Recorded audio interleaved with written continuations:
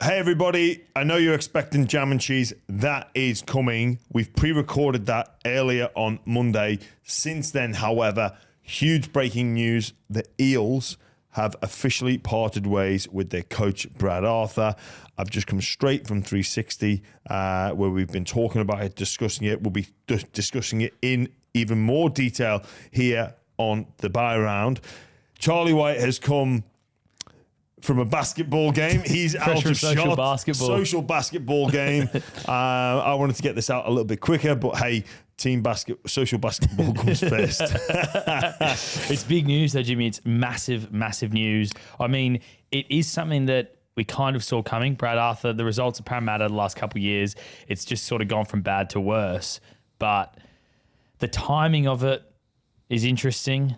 Obviously, everyone expects Wayne Bennett to sign with South Sydney. However, the Parramatta Eels have admitted that they tried to get Wayne Bennett. It's all very interesting. There are so many red flags. So many red flags. There are so many things that don't add up that I'd like to put out there, because the timing of this, things that haven't happened, things that have become public, it just doesn't make sense to me. I smell a rat here. I don't think this is as straightforward. I think if you're a South Sydney fan, you should be alarmed because, okay, here's what we know. South Sydney were up at Magic Round. In Brisbane, they presented Wayne with a contract. He has said, go and... Souths are saying now they're anticipating receiving that contract in the next 24 hours. Well, Souths are trumpeting that they've signed him. They think they've got him. They think they've got their man. Well, if that's the case, what difference does 24 hours make? They've had time to read through the contract. Wayne had time to sign it, deliver it to hand. South Sydney come back from Brisbane with the contract signed in hand and announce it, scream it from the hilltops. They've got their man. Wayne Bennett is back at Redfern. That hasn't happened. For me, you don't leave Brisbane without that signed contract. You don't leave this to chance. Like, maybe it will happen, but really, with this news, you should not be leaving Brisbane without that contract in your hand. Before, book your private jet once the ink is dried. Validate Sydney's no-fly zone if you're worried about getting back, but get back with that bloody contract signed, sealed, delivered, and then you can sit back and relax. So there is one issue we need to... there's an issue I can't understand why Souths haven't returned with that contract in hand. There's no legitimate reason. And the fact that Wayne says he wants more time, well, I don't understand what 24 hours difference makes. No. And really, it's a red flag that Wayne does want more time anyway. And it's also a red flag that Wayne's been so public, in my opinion, about his interest in South Sydney and how he's looking for a job and this, that, and the other. It's very unlike Wayne Bennett. He likes to do things behind closed doors. Yeah, and he likes to play. Usually he's very straight-backed or non-committal on his future. But he's been so public, which, again, out of character, which raises eyebrows. It's publicly documented about Wayne's decisions in the past where he's been committed to one club and then goes to another. So again, that adds to it. There was the Tigers situation before he actually signed for South Sydney. There's been deals with the Roosters, I believe. Before then, he went to to the Dragons. I think Gus had got him to Penrith as well, but then the Penrith board said no, we don't want him. Yeah, I think there was a time where he was going to go, Roosters, and then he went to the Dragons. There's been a number of occasions. And if we're going to be honest, the Parramatta Eels option is probably a much better option for him. You look at the roster and where they're at, you'd much rather be taken over Parramatta Eels roster. South Sydney are on the decline. And I mean, Parramatta Eels are on decline as well, but they've got more potential. I would, but just on paper at the moment, I would say that's correct. Obviously, Wayne's got the emotional attachment there, but he's had emotional attachments at other places as well. But I think he didn't have an emotional attachment to the players at the Dolphins, but look what he's got them to do so far. So this is until South Sydney release a statement. This is the questions will continue to come. Another thing that is making me think, what on earth is going on here? So Parramatta have kept this secret up until today. They've now come forward and been public about their pursuit of Wayne Bennett for the past 3 weeks, which is quite disrespectful to Coach Brad Arthur. So strangely disrespectful with the amount of time Brad Arthur's been at the club as well. Yeah, and the fact that he was still actively the coach. So what? But even more alarming is, why would Parramatta be public with a defeat when they don't actually need to? Now, people would say, oh no, it's them controlling the narrative and coming out and being on the front foot with this. They could just deny these. They could just publicly deny it and said, we expressed an interest and nothing to see here. No one had actually evidence that the power brokers went to his farm to meet him. Like, there was no evidence of that, and that would be washed over. I think people would believe, like, no, we all, congratulations, South's got their man. If he'd have been available, we would have looked at him, but it wasn't to be. The only reason I think they could have given those statements is if they were tipped off that someone was going to break that story. Because it was, interestingly, I think Peter Bedell for News Corp had an article about a secret meeting in Brisbane, and then Michael Chammas at Sydney Morning Herald had the quotes from the chairman. Chairman of who? The chairman of Parramatta Eels, saying that they went after to go get him. So I'm just worrying if that was them trying to control, that they knew the Peter Bedell story was coming. But then you just deny it.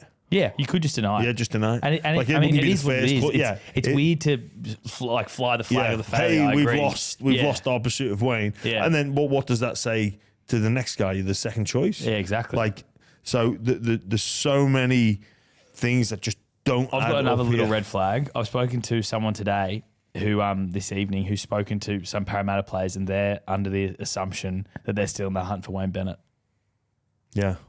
Well, that's from the playing group Parramatta. Well, also, if you look at the handling of the Brad Arthur situation, so they make a call on May the 1st. He's no longer going to be their coach moving forward. This is all public knowledge. This has been publicly spoken by Parramatta. So they wait. But so why did they wait? So why have they waited up until now? So they lose a game against the Melbourne Storm on the weekend. And you could argue, well, that was a really poor loss, James. They had to make a call.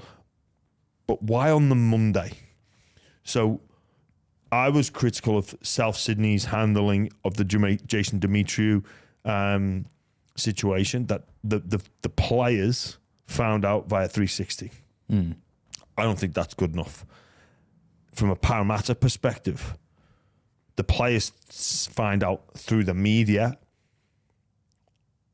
that this has happened, or maybe via text messages or WhatsApp group messages that this has happened.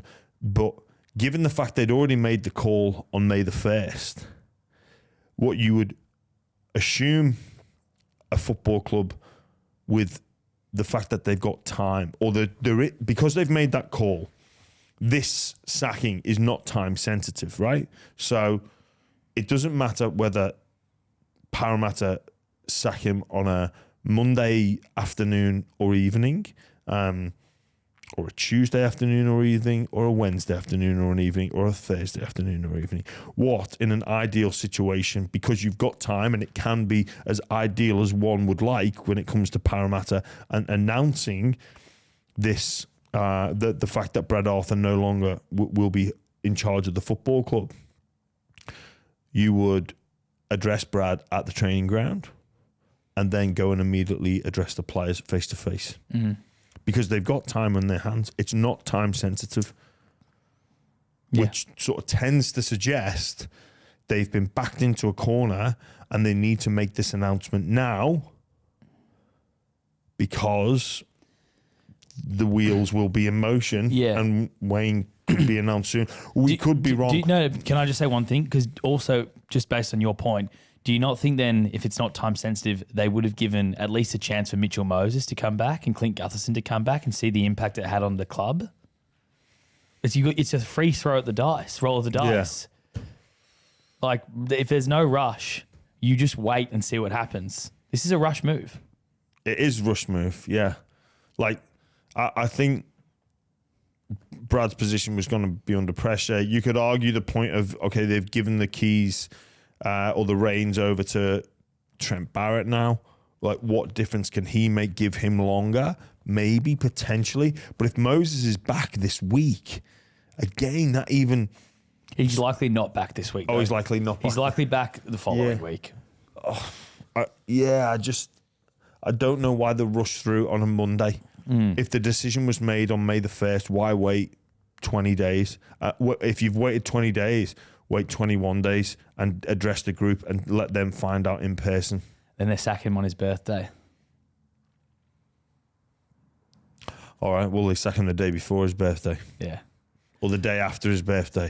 That's annoyed me a little bit, the chat about his birthday. Like, he's a great man. He won't care less if it was his birthday. He's getting sacked. No, he's going to be gutted regardless. It's like, oh, my birthday's ruined.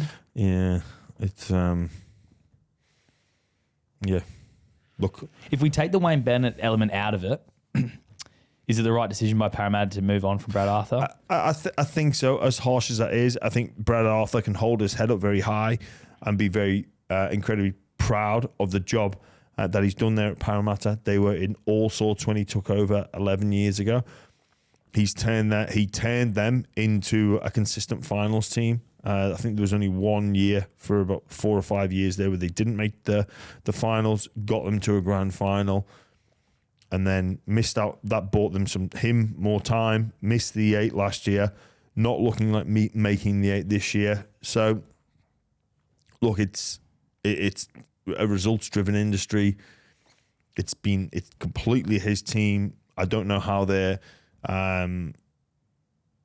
player retention and recruitment committee works, how much control he has over that, but this is, you can't say it's not his team. No. Mark O'Neill would have a great amount of control and power of that. And if you read a lot of the commentary online from Parramatta fans, there's a lot of criticism coming from Mark O'Neill. A lot of criticism. And that's just from the fans. Yeah. I've got no idea about the role he's played in the roster management, retention, all that sort of stuff like you say, but that's just the fans have seemed to be unhappy with his performance. Yeah, sometimes we don't know the level of influence that football managers have. That sometimes they get a bit of a free pass, sometimes they don't. Sometimes they work with the coaches. Sometimes it's their job. The football manager's job is to go as a bit of an intermediate between the board and the football staff. So then they're in both camps, but they lean more towards the board. I can't comment on that because I genuinely don't know enough of the situation. Yeah, but rugby league is such an interesting game. It really is, because I think if I'm betting on this, I think Wayne Bennett ends up at Parramatta. Yeah, well, look, Charlie, if Wayne Bennett had have already signed at Souths, we've probably not done this emergency podcast at the start of Jam and Cheese, have we? We would have said, we'd probably put out a release, hey, this was recorded before Monday evening's announcement that Brad Arthur's no longer coaching, and we'd have been like, we'd have addressed it on Midweek Matters. But because Wayne hasn't fully committed to Souths and the timing of it and the red flags, I just think there's... Yeah, I'm with you. Excuse me. I just think there's got to be more to this story. And the fact that Souths didn't land Wayne while they were in Brisbane. So how many weeks has it been now since they moved Jason Dimitri on? About 4 to 5 weeks. Yeah. Wayne's been a... And you were naive to think the conversations weren't going on with Wayne. But in fact, we know the conversations were going on with Wayne Bennett. Because Russell Crowe was involved and we heard all those stories. We know that. Why hasn't this been... It's going to be a great failure of Blake Solly's if this doesn't go through, and of South Sydney. A huge failure. I can guarantee you now, the people at South Sydney will not be having an easy night's sleep. No, it could be the end of. It literally could be the end of Blake Solly's tenure if this fails. This play. They are beyond back to square one if they don't make this play, and they could, and we could all be wrong. But there's more than enough there for us to all question and wonder what on earth is going on here. And the other thing, I'm sure Wayne Bennett money's not his main driving factor, but I wonder if those figures that came out at the start, where it was being leaked that it was going to be a 3-year, $2.5 million deal for Wayne Bennett, and then he came out and said, "Oh no, they need more money than that," and then it's come out now 3 years, $3 million deal. Those little penny. Those they're trying to play hardball with him over money. It all might have pushed him away. I don't know. Well, look, Wayne Bennett will receive well over $1 million to coach either South Sydney or the Parramatta Eels. Yeah, that I can't envisage being the biggest driver or the decision maker. I think Parramatta could be now in a position, because they know Souths have exhausted all their avenues to get a deal over the line. They know if they can trump it or not. So if it is a money factor, Parra should be able to trump it, or they would know the figure that Souths have exhausted themselves at in order to get him. But it would appear that Wayne's primary motivator for this would be to sign off his coaching career with a premiership, and he would be able to evaluate where he thinks he can get that done in the next 3 years. And the lore of the fairy tale of Parramatta is they haven't been able to get this the run of premierships in the 80s. That's still they're still carrying that. Yeah. And they will until someone can finally deliver a premiership there. Yeah. So if Wayne Bennett goes there and does that, Souths won one in 14. They achieved that. So Souths winning another premiership would be huge. Of course it would. But imagine the story that Wayne Bennett finally delivers this. This next premiership to Parramatta after what? Is it? Since the late 80s, 87, 86, one of those years, maybe 80. I'll just double check that. But Jimmy, if there's anyone that can do it, it is Wayne Bennett. Yeah, look, he'd look at that roster, and I think Parramatta still needs some improvement in the roster and some management around the style of player that they've got. Yeah, 1986. They won 4 premierships from 1981 to 1986 in between that period, so including 3 in a row, 81, 82, 83, and then they won in 86. So we're nearly at 40 years. Yeah. We're close to 40 years. And let's not make any mistake about it. Parramatta Eels, they're one of the biggest clubs in Sydney. When they are flying, they have a huge, huge fan base.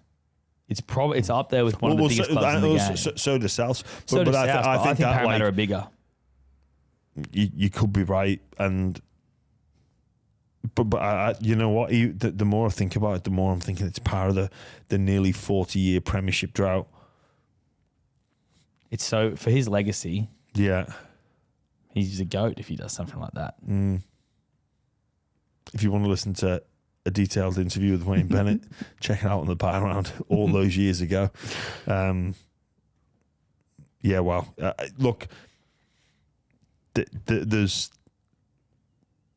just too much there.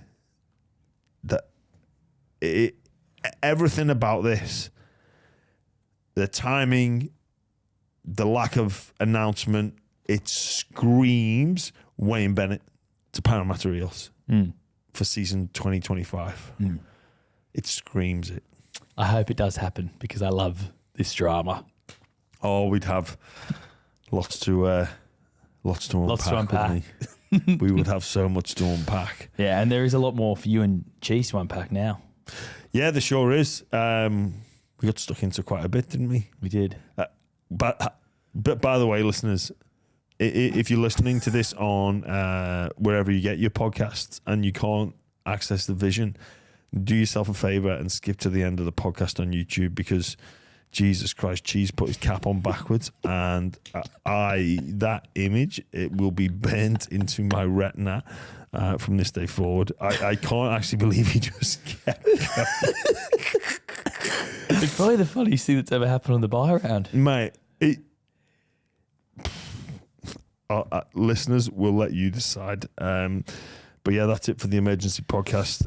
Stay tuned for more Wayne Bennett, South Sydney, Parramatta Eels drama. Wow. How good is the NRL? Hello and welcome everybody to the latest edition of the Jam and Cheese Show. Cheese, fresh off the flight from Brisbane, recovered for a day. Now, I know you had white cheese last week, Charlie White and you. White so the A team is back. White cheese, that's brie cheese, isn't it? Call it what you want. It was a disaster of a show. Q Cup rated show. Yeah. New South Wales Cup edition. No, Charlie's gone from this seat behind the scenes and he's flapping. So he does have a face for behind the scenes. He's got ants in his pants about something. He wants this episode to hurry up. He wanted us to get going. Apparently, Charlie's really busy these days. Yeah, so I'm going to do my best to drag this out. So, unfortunately, the listeners, you will pay the price if we go deep on some topics, because it's all about keeping Charlie here for longer. No, only joking. We had a fantastic Magic round. Not playing. Great atmosphere. Had a good time.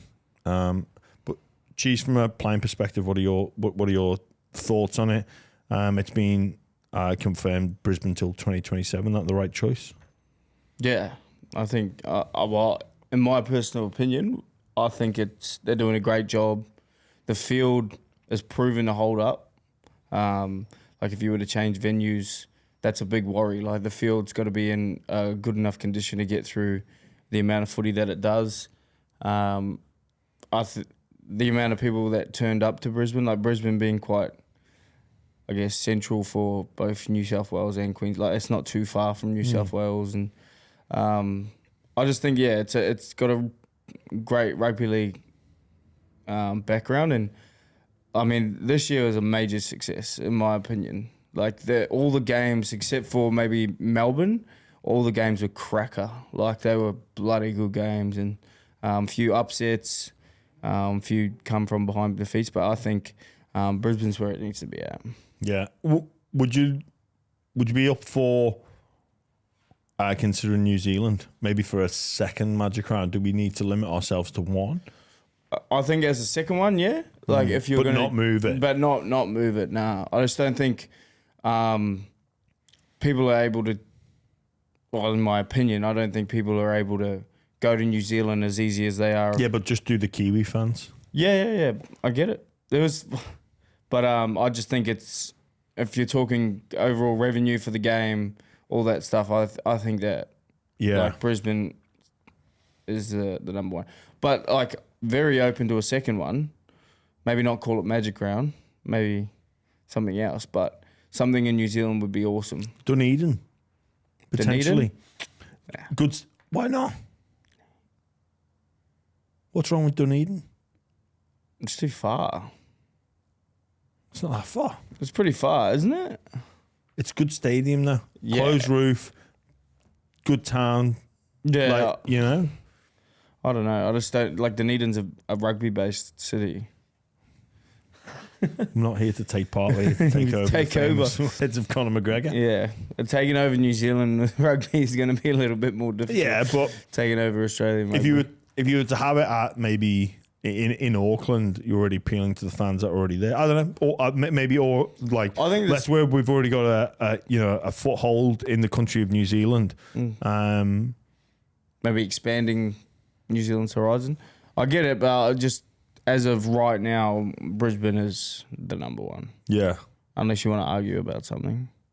No, I like it in Brisbane. I think it should stay there. I think it's suited perfectly. But yeah, Charlie's got it on the rundown. Mate, you would have thought it was bloody Auckland and Brisbane. I know. I couldn't believe it. The amount of Warriors fans there was ridiculous. Well, they took over the Lord Alfred. We were walking down there on Sunday, and yeah, they took over the Lord Alfred Hotel. They were in the top section of it, chanting. There's only one Rocco Berry of all the of all the players to get a chant. Mate, Rocco Rocco Berry goes well, but I don't know if he's a chant player. I think there must be something going on, because I remember watching the post-match interview with Tamati Martin, and they were like, "Yeah, we got our big dog Sean Johnson out, our big dog Tohu Arish," and then he said, "And the biggest dog of all, Rocco Berry's missing." I was like, "What's going on here?" Yeah, he must be a fan favourite up in New Zealand and to the players as well. Yeah, well, they were chanting his name. It's always good going to Magic Round, mingling with the fans. The weird thing though, so I saw you at the airport yesterday. We were on the same flight. There was no other NRL team on that flight, which is always nice. But I get so awkward seeing current players. Yeah, when I was walking to our gate, you were with some of the Penrith players. Yeah. I don't know, I get nervous. Yeah, because you're a journo now. Fuck off. No, I'm not. I'm not. I'm sure Buzz Rothfield and Brent Reed get a bit nervous when they walk through. I don't know. It's just... Tell you who gets nervous, Braithen Astor now, I reckon. I genuinely do, nervous and awkward. You know, the journo nerves, eh? No, the awkward. It's awkward, hi. You split up. You're doing well. Yeah. Well done, mate. Oh, What have I said? Yeah. I've not criticised Penrith fan. No. Just it's like playing Guess Who in your mind. No, but it is just weird, awkward. No, I'm not suggesting you were hungover, but that might have played a part if you were. I think that would help. A little bit of anxiousness. I think that would help. Being hungover, I think. Yeah, well, it was awkward as well. We stayed at the same stadium, at the same hotel as Sharks. We rocked up at the exact same. Did ya? And then rocked up at the exact same time. We both walked through the door at the same time. Man, I got a bone to pick with Nico. I walk up to him, I was talking to him, I was like, "Oh, how's your calf?" And he's like, "Nah, I'm no good, mate. I'm not playing." And I was like, "What do you mean?" He's like, "Yeah, no, I'm not playing." I was like, "Bro, you wouldn't have come up if you're not playing." He goes, "Nah, mums, I'm not playing." And if anyone knows what mums means, I'm not gonna say, but you know what mums means. And I was, then he got announced at the team. I was like, mate. Nico, I didn't know Nico Hines had the ability to lie. Mate, he looks like he was trying to act like he was, man, he had a type of relax. It's like, you're not Cooper Cronk of 2018 grand final, relax. You know, he's putting all this energy into it. Mate, disappointing, can't play. I was like, gee, you lying dog. Then he went and over and had a bloody man of the match performance off him. I didn't think Nico had that in him. Yeah, there's a few humorous times on Magic Round, to be honest. Yeah, it's weird that you stayed in the same hotel. Mate, we stayed at the same... Okay. You're playing... I understand if you are not playing them, that's fair enough. Obviously, limited amount of hotels. But to stay in the same hotel with the team you're playing... Bro, and arrive at the same time? Come on, man. We're all in that lobby at the exact same time. The Sharks team... So we stayed at Mercure. They stayed at Pullman or... Novotel, whatever it was, and they're the same hotel, but they're on different sides. Oh, but they're the same hotel. The lobby is the same. So we were on this side of the lobby, they're on that side of the lobby. Were you on the same flight? What? Nah, I don't think so. So how did you get there at the same time? I don't know. That's what I mean. Someone's playing mind games. Yeah, Nico. He's like, wait, yeah, let's wait in the lobby until the let's pretend we're just getting here. But yeah, the same hotel didn't help because I went and caught up with Britt Nakora after the game. I didn't go out, but I went and caught up with him, and I left my jumper in his room. And I knew they were leaving early in the morning, so I went up to their rooms at 6:30 in the morning, and I thought I've knocked on Britton's door because I remember the floor level and everything. I went up. Started knocking on the door. No one was answering, so I started knocking loud as. Mate, poor Cam McInnes has opened the door and said, "Mate, what do you want?" I was like, fuck.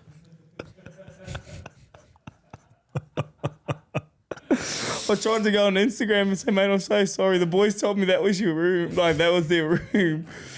And then I've gone, okay, it's not that room, so it's the one next door. Boom, same exact thing. Same exact thing, knocking loud ass. And then Dan Atkinson opens the doors. Because this jumper was an expensive jumper. I was going to say, it better have been a good jumper. No, it was like a $250 jumper. So I was like, I want this back. And I went and knocked on the next one. I was like, mate, I can't go 3 from 3 here. Knocked on it again. And it was 2 Sharks employees that worked there, 2 ladies in there. And they were like, had the door like jarred open. Like, what do you want? I was like, I'm so sorry. Why would you answer the door? You just look through the little hole. Mate, I was banging the door. But that's where I reckon if you're in the hotel room, an aggressive knock, you go through the peephole. I reckon they looked the peephole and then I've gone, why is he doing that? And then But yeah, it was a bit of dramas in Magic Round, and turns out the boys had put my jumper at the reception, so I did it for no reason. Actually, speaking of bumping into people, I bumped into a couple of Roosters teammates on Saturday after the game. Again, a little bit awkward. Like, who did you bump into? Joseph Sualihi, Victor Radley. Oh, that's better than Rad's. I walked past. Actually, Charlie stitched me up. He told me so.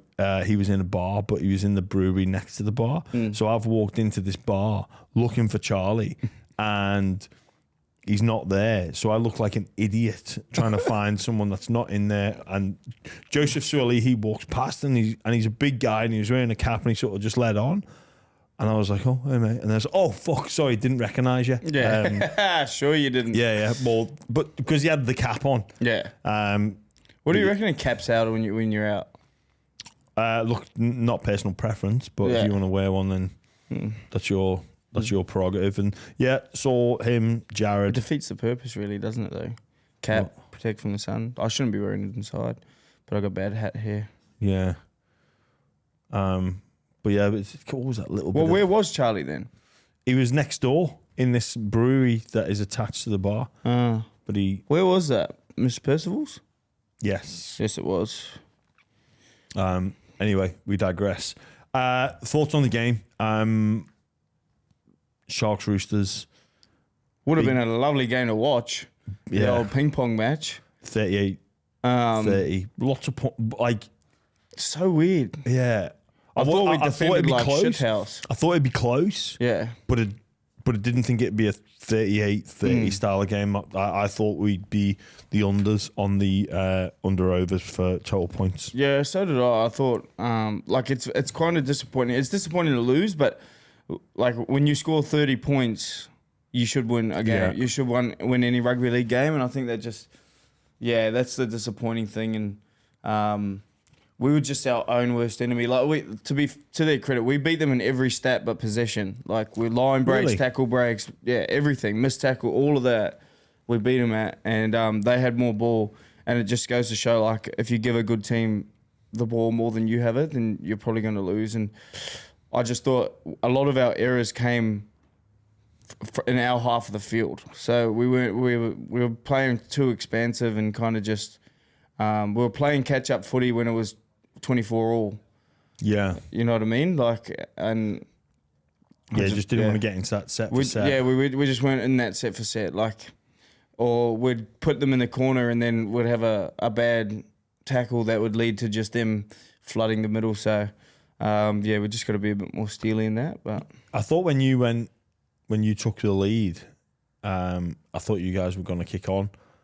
Also, the try you conceded first set of the game, where I think Keary went inside kick pressure. It was a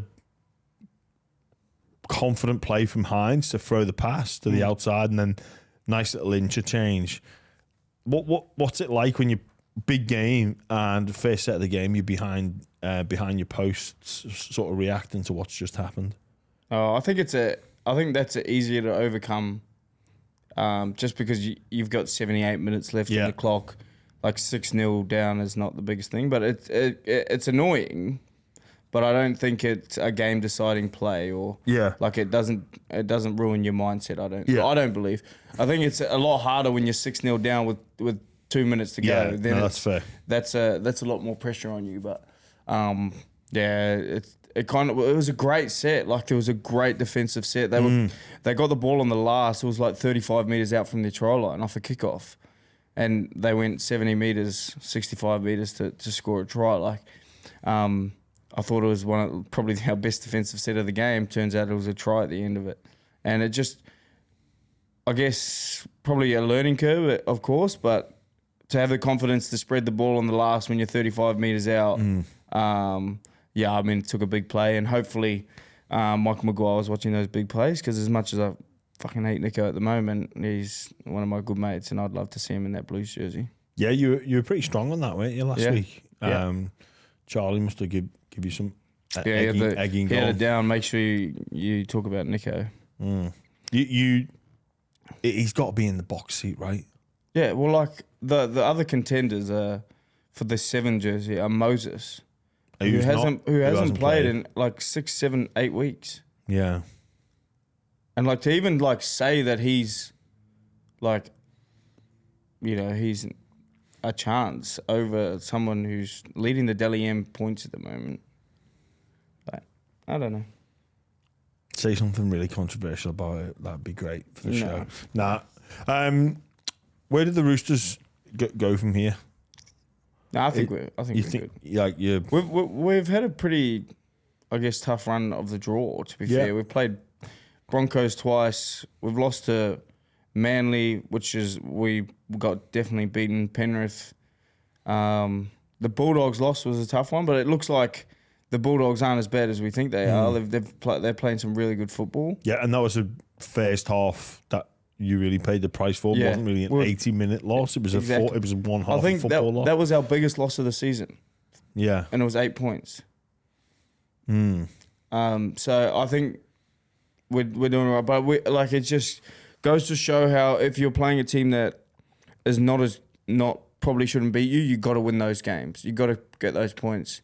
I think if you look at Melbourne, like if they lose Munster, they've built up enough points at the start of this season to like put themselves in good stead if he has a chance, like if he's out for a long time, if he has a chance to come back. So, yeah, I think, and also if you look at the ladder, like last year you said, if you look at the ladder, you don't really look at the points. You look at the wins. Yeah, and you win-loss ratio. And like we haven't had a bye yet.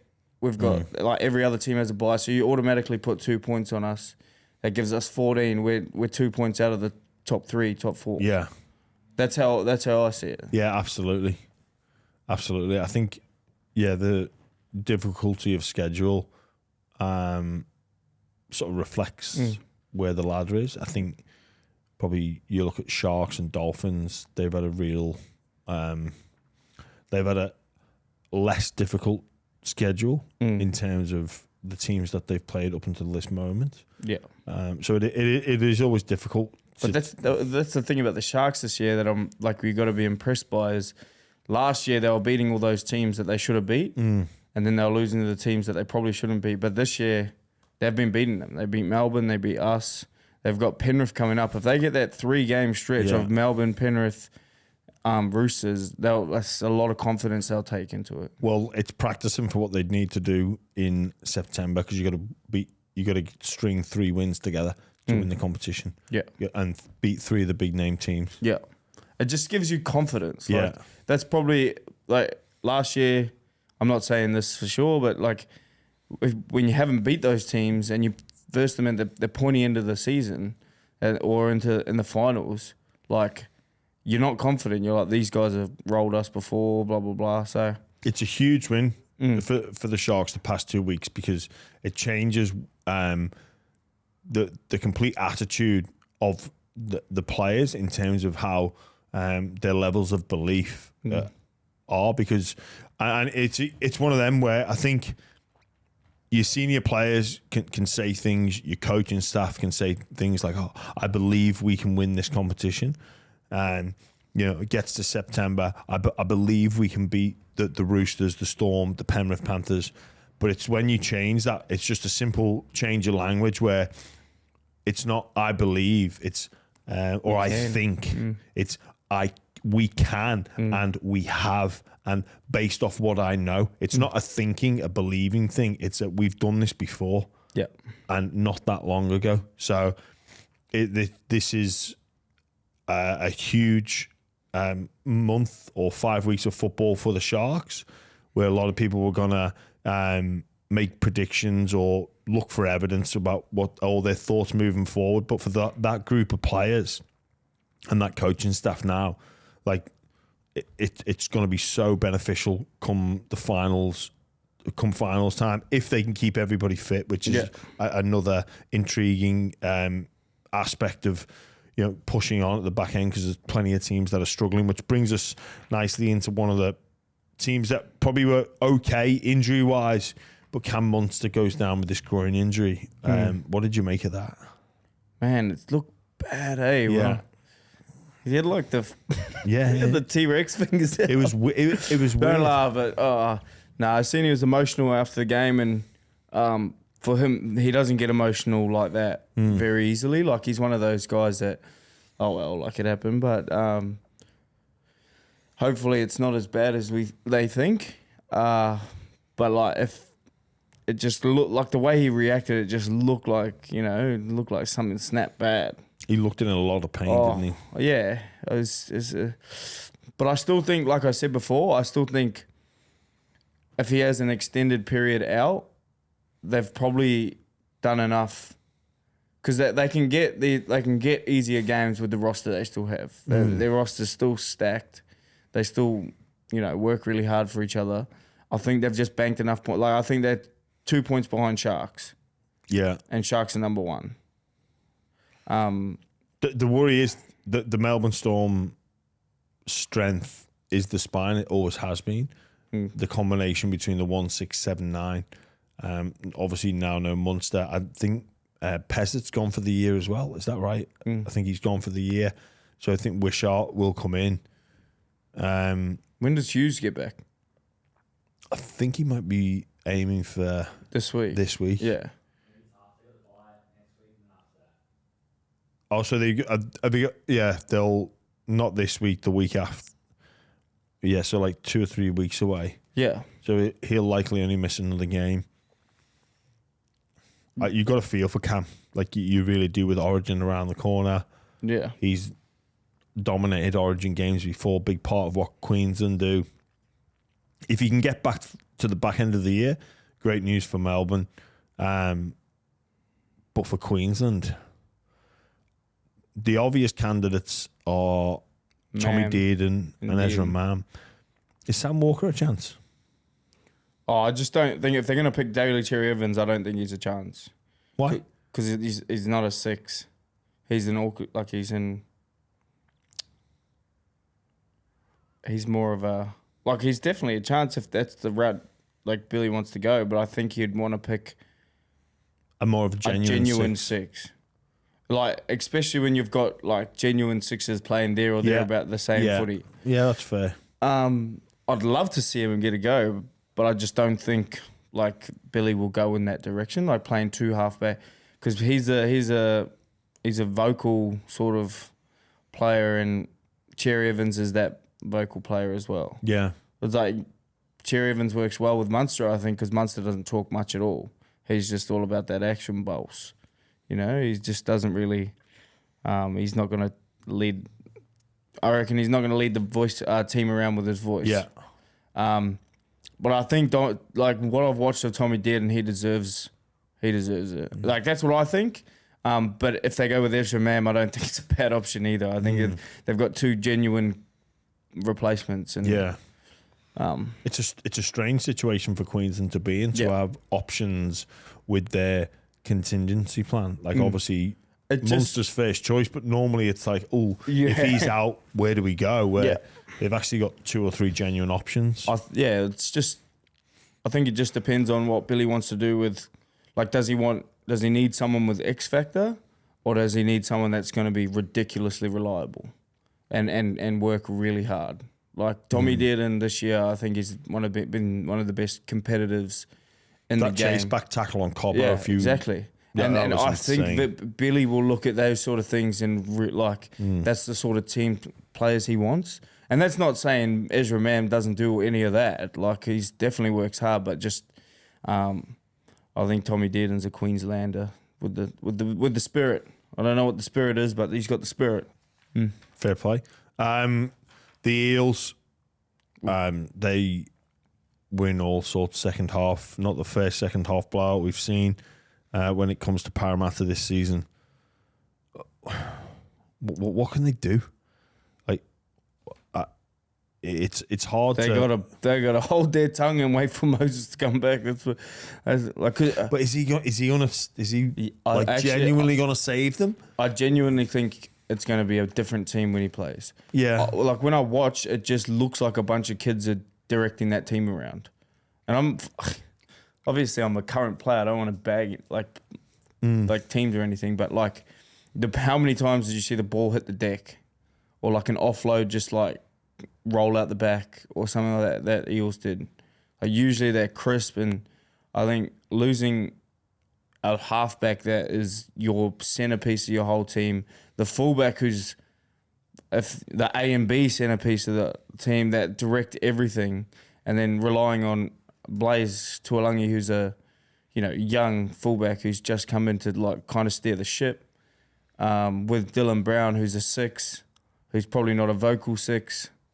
It's tough, and I just think they just looked really like they were just kind of playing football. They didn't have a goal. Like, they were meandering around the field. Yeah, it's a concern that they've had 2 second half fade outs, not that far apart, and after the Darwin game, to use Brad Arthur's words, it was they're part timers. They only want to do it. They only want to turn up when the easy stuff's happening. They don't want to do the hard stuff, or words to that effect. It's a big concern. Yeah, but like I said, it's hard for you to. But they're missing. Yeah, but they're missing Moses. But mate, a lot of teams are missing players. Yeah, but they're literally like, it's like taking Tedesco and Carey out of our team. Like, it'll be a lot harder. I think Brad Arthur probably knows he's under pressure. Yeah, he's got to be. Yeah, he's been at that club for a long time. He was under pressure the year they made the final, 2022. I guess, look, what happens now is any head coach or potential head coach starts to almost launch campaigns for the job, because you'd be naive to think that the key decision makers at the Eels wouldn't be looking at alternative options and to see if there's a genuine head coach in waiting out there that wants this role. And even, Wayne Bennett isn't done yet. Like, he's not done at Souths at time of recording anyway, Monday afternoon. He's not over the line. Yeah. And with all due respect to South Sydney, looking at their current roster versus Parramatta's current roster, and people could say, well, hang on, I had Souths in the 8 at the start of the year, but it didn't have Parramatta in the 8 at the start of the year. Things have changed. Looking at it now, you've got to say that you can... You would think about it. You would think, where am I more likely to have an impact? And I'm happy to put up a poll, Charlie. I think it would be with Parramatta. Yeah, I wouldn't know. It's tough question. It's like answer. I think obviously that we've seen. Where's Parra on the ladder? Like, how many wins have they had? 2. I think they've had 3. 3 wins. See, like, how long away is Gutho? Gutho's. That was a long one. A couple of weeks, yeah. Oh, yeah. I just think. Yeah. I want to just trying to figure out there. But even chances. Then, David Fafita had Did you see that Blaze? When did Blaze? He didn't take up his offer, eh? No, they've gone back to him now. He's a star. That far long is good, man. Hot from Storm. Actually, He does what Reece Walsh does. He creates 3-on-2s way easier than they should be. Could Falongo play 6 with Munster being out? He's nothing. He's no Queensland or North. No. I'm talking for Storms. I don't know. I've never seen him play 6. He needs to be in a team somewhere. I think Wishart and Hughes will be there, and then Farlong's just going to be the fullback. But Paps Paps is out for a bit, isn't he? Yeah, But it's not that. He's not that. He's it's like not 6 weeks. Wasn't it a broken ankle? Yeah, but it was quite a short time frame. But Yeah. it was like a fractured ankle. Yeah. Fractures usually 6 weeks. Be interesting to see what they do when Pappenhausen's back. But yeah, just on Parra,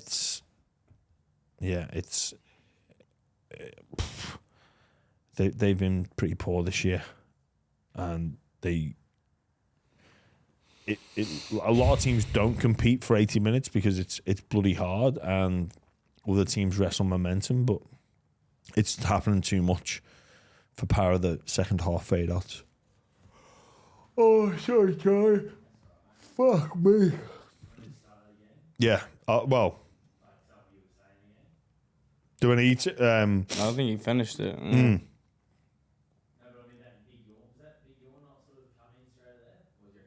No, well, Cheese, of all the surprises on the weekend, this was one that I did not see coming. So, Bro, no Tohu Harris, no Sean Johnson, no Roger Tuivasa-Sheck, no Nia Corey, basically no Wade Egan. Hey. Don't forget Rocco Berry. No Rocco Berry. There's only one Rocco Berry.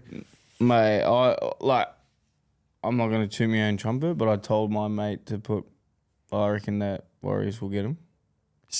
Based off what? Based off, I'm an absolute genius. Mm-hmm. I'm just a rugby league guru. No, I didn't base it off anything. I was like, bro, I reckon they're going to win 8. And he didn't listen to me, though. Yeah. They basically conceded. Yeah. What a way to start a game against the back-to-back champions. Kick the ball out on the full. Conceded try. And then conceded a try. I can't believe it. It just didn't see it coming. And I think, Penrith did everything to lose that game. I was watching my phone while I was watching it at the same time, but, What?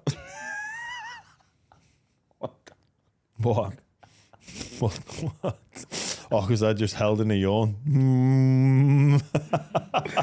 we get that on record? I'll just put it in front of my face when I need to yawn. Your lips are...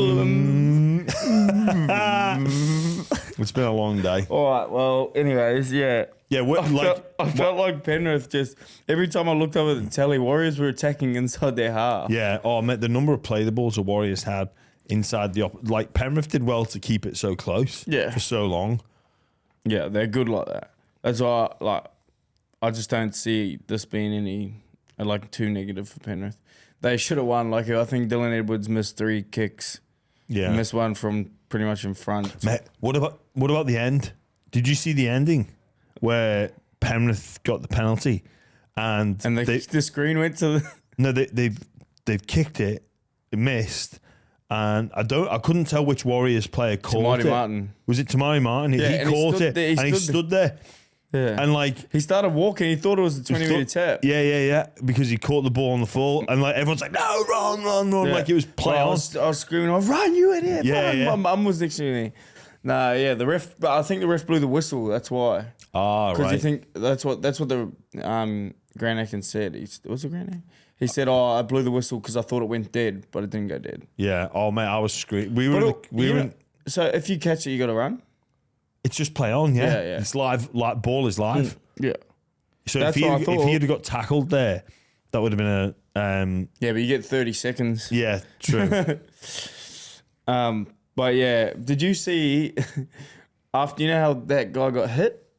Kossi, I can't remember who hit him. at the end there when they stripped the ball, they went to one of the Panthers players got smashed like in the air, and then they when Dylan Edwards was setting up for the kick, they put the camera on him and he just went. Bleh. Oh really? Yeah. No, I didn't see that. Because he caught the ball up in the air like that and just got hit straight in the stomach, and then the camera went straight to him, and he just as soon as the camera went, it just spewed everywhere. Poor lad. But great win for the Warriors. That could have a huge impact for their season. They have been disappointing. A lot more expected of them this season. They've had some poor losses, but for them to beat the Panthers, that is a huge boost. And what it will bring to them and the mood in the camp will be so valuable. I also thought that game was good enough by Luai to put him in the Origin side. Yeah, he was I thought he had a real good game. Yeah, he was awesome. He really Mate, was. that fullback from the Warriors.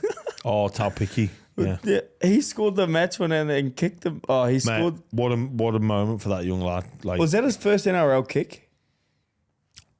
Because I don't think he was kicking at the start of the game. He wasn't kicking at the start of the game, I'm pretty sure. Yeah, I don't know. I don't think so.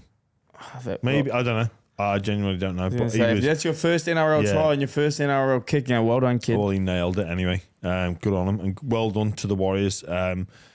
Someone here, me, didn't pick them in the 8. But that was a massive win. It wasn't looking great for them, but... No. It was almost getting to like, we just need to find a way to get a win.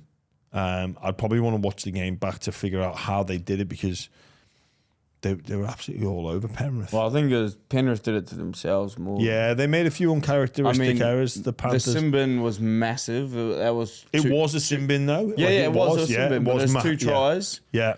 So that's them doing them to themselves pretty much. There was 2 tries there, and Dylan Edwards missed 3 kicks. Like, he's not a usual kicker, but if he kicks... Yeah. I know what you mean. Yeah. The Titans, they're a team that struggle for victories down near the bottom of the ladder. They can be the ones that maybe would say they suffer from getting less of the 50-50s their way. Do you think the Brian Kelly play was a knock-on? Yeah, I did. I don't think it was a knock. I don't know if it was a knock on, but I don't like. It was whether it was a knock on or not. It was a no try. Like I'm with you. The ball was like, the ball was moving. Yeah.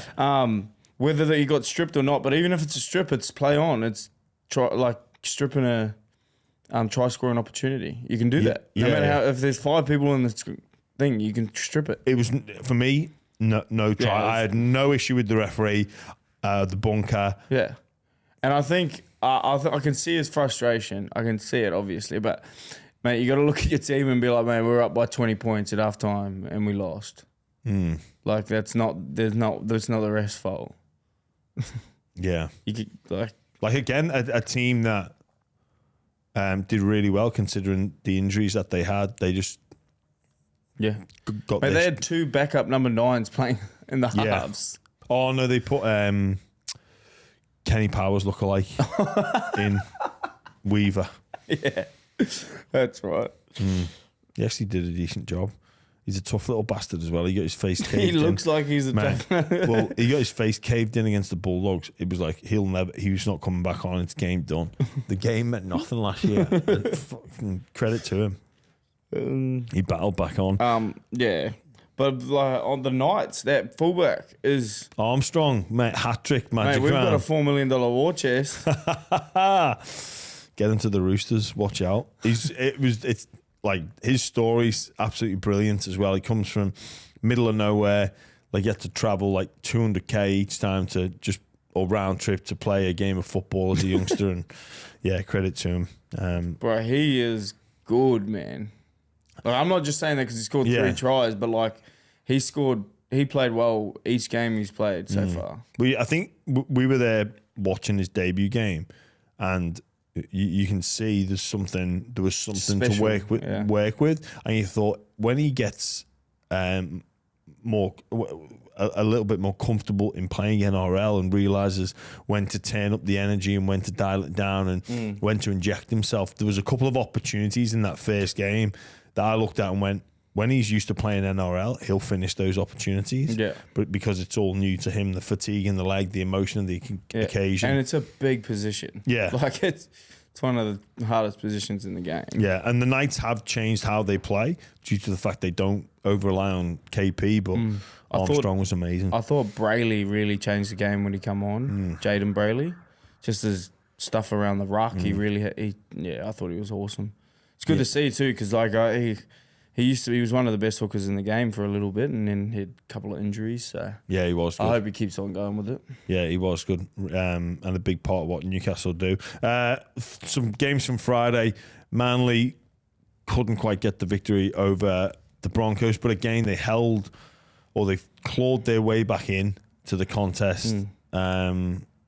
But it was just what wasn't to be. And It's then the only game I didn't watch. Oh, really? Yeah, you didn't miss too much. It was, a bit underwhelming. I saw something. Cobbo was insane. Like, Was he? It's not even fair how easy he makes rugby league look. I saw his interview at the end. He was pretty funny. He's very humble. Yeah, but he just glides across the park. He doesn't look like he has to. He doesn't look stressed. He looks very comfortable in his stride, and with a performance like that, and with opportunities to play fullback at the Broncos probably limited, you can see why a team would go, we want him playing at fullback. Obviously, he's played wing last year, coming to the centres, taking over from Herbie Farnworth, done a brilliant job. Debutised for Reece Walsh. Great for Brisbane that they've got that player to go to. But there will be recruitment managers going, let's throw fullback money at Selwyn. I think he's on a fair wicket anyway. So Yeah, but I think he got offered a few good contracts that he turned down. Did he? Yeah, I'm pretty sure. I think something happened with Brisbane. They did some stuff with his family, but I don't think he will leave. Yeah. Well, he's going to get his head turned. Yeah. He is going to get his head turned. Well, rightly so. He deserves it. Like, Yeah. he is a bloody superstar. Yeah, he's going And he's so young. Like, Well, he doesn't even know how big he is yet. You know what I mean? Like, he's at that point in his career. Like, he doesn't know how destructive he can actually be. Yeah. Like, he sees glimpses of it and he goes, don't know how easy that just happened, but it happened. Like, when he goes that Greg Inglis mode, he figures out, holy shit, I'm bigger and faster than a lot of these people. And I can hurt some people. Yeah, and I can hurt people. Yeah, I can fend them and embarrass them. Yeah. I reckon recruitment managers up and down the NRL will be looking if anyone needs a fullback. Trey Fuller, he's got to be playing fullback somewhere in the NRL. He can't be missing out. I know the Hammer's back in. Fuller will probably come in when Hammer goes to Origin. There's Fuller. Armstrong won't play when KP's back. Or Cobbo. But either way, there's some options out there. And then the Bulldogs got a touch on it. Again, that... What happened with Manly and the sin bin? I was watching something. There's like a sin bin and then the same penalty happened. Paseka was... I think Paseka was sin-binned. What for? Marker not square after a quick ruck. It must have been a try scoring opportunity or something. Yeah, I think maybe he got involved in a tackle after a quick ruck. Maybe not from Marker. Yeah. Or Marker not square. And there was basically, I think the Broncos made a line break. Manly scrambled back, and then he's made the tackle in the next play. But from an offside position. But then someone from Manly, Jackson Paulo, took a carry. Marker wasn't square. It was just a penalty. But probably not after a line break. So more professional foul. I did see Paseka's, more of a professional foul than a Marker not square penalty. I did see Olakuatu's gridiron pass. Yeah, but Manly, they're on the slide a little bit. Is he a chance in New South Wales? Liam Martin, definitely. And then back rows, I would go any one of Angus Crichton, Hudson Young. Olakau'atu. Bro, Hudson Young, man, he's a footy player, man. Without him, Canberra don't win. Like he does things that other people don't see as well. Like, you know, the normal, like he is in a lot of effort areas. There's a reason he's got a knack for just scoring tries, is because he puts himself in unbelievably good positions. He scores a lot of game-winning tries as well. Yeah, which come at the back end of games. Obviously, that's why those, those those are the positions. Like, you find yourself in positions that you shouldn't be in, but you're there because effort. I don't find myself in a lot of that. Yeah, he was the reason as to why Canberra won. Bulldogs, they'll be massively disappointed with that loss. Like, the first 2 tries, gifts to the Canberra Raiders. And then they were down to 11, and then the Bulldogs just started to play too sideways and never got out of that. Even when Canberra came back to 13, I was watching it, and all the Bulldogs' attack was moving lateral as they caught the ball. And when you play against teams that have gotten a player missing, or in that case 2 players missing, you've got to bring players underneath, and they didn't. They just, it's like, you know, when you play the small sided games and a player, or you play 13 on 13, then player drops off, then 2.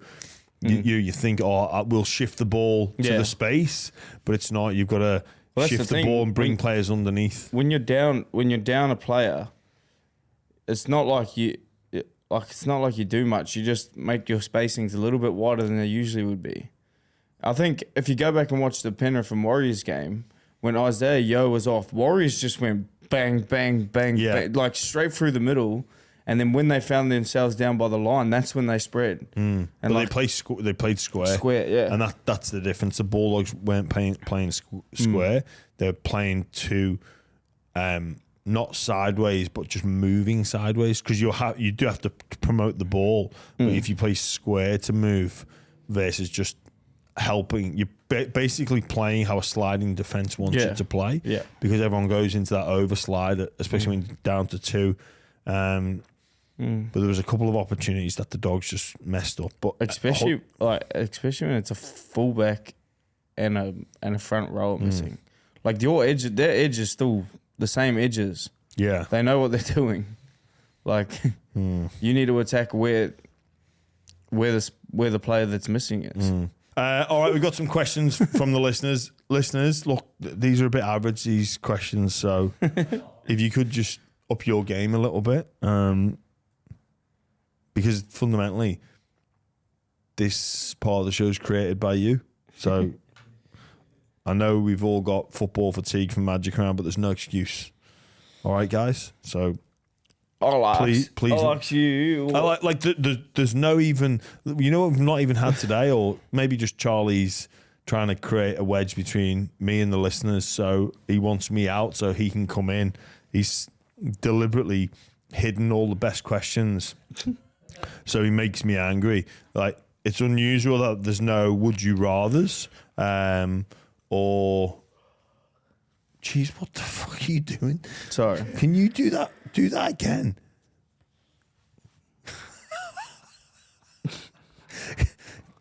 Are we allowed to put that on the buy rounds?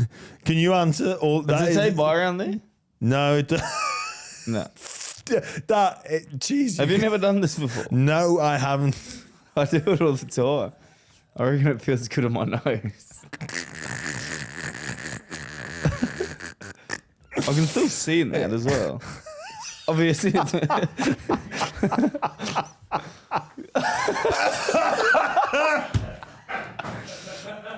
Obviously, when the neck's getting a bit. It's still going on. I don't know if I can complete this section of the show if you're looking like that. What the fuck? Let's do the question.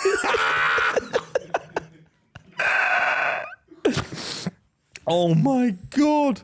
So, Jimmy, anyways. Right, what's your best flavour of shapes and why is it cheese and bacon? Mine's not cheese and bacon. I reckon cheese and bacon is ass. Mine's the chicken crimpies. Yes. You know the ones the oval shape one? Can you do that shape for me again?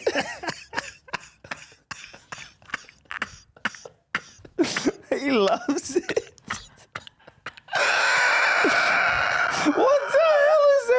is. It's a dying pig. Oh my good God. So Jimmy, what's your state? What's your state of origin predictions? For those of you that are listening, wherever you get your podcast, can I advise you go to YouTube for this last section? Because my Lord. So what's your state of origin predictions anyways? I'm going to go Queensland 2-1. I'm going to go Blues 2-1. Blues 2-1. Fair enough. Underdogs, Queensland, man. Shit. Queensland are not the underdogs. Underdogs, man. There's no way they can win. Cheese, who was Bellyache's least favourite player and why? This will be the last one. Because probably Christian Walsh, because he's I would say Christian Walsh, just because he's got he's very vocal in the team and he knows all the rules. He knows all the ins and outs of players' contracts and stuff, how many hours they're allowed to train and stuff like that. And he's not afraid to exercise his rights. So he comes in with a bit of an RLPA. He's not afraid to exercise his rights. You know, he gets that many free laptops of TEA and just manages to wheedle his way through all that stuff. And but yeah, basically, he's a great person, a player to have as a teammate, but he's not very ideal for the coaches. So he... Oh my God. I can actually function like this sweet as. I just don't, I think... Yeah, but you affect everybody else around.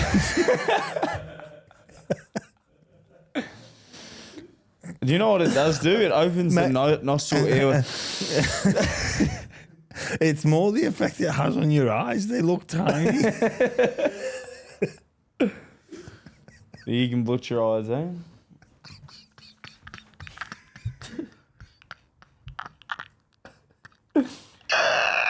I think we're going to wrap it up before Jimmy has a heart attack.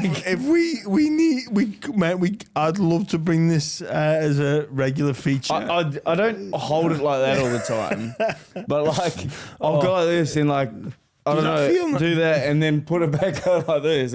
It's just like a tick. Oh my God!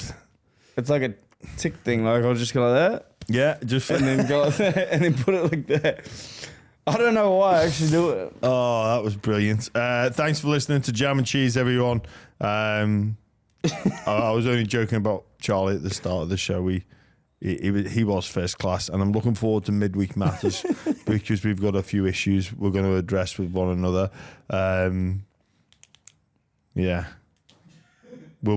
If you think the recap from Magic Round has been done, it's not.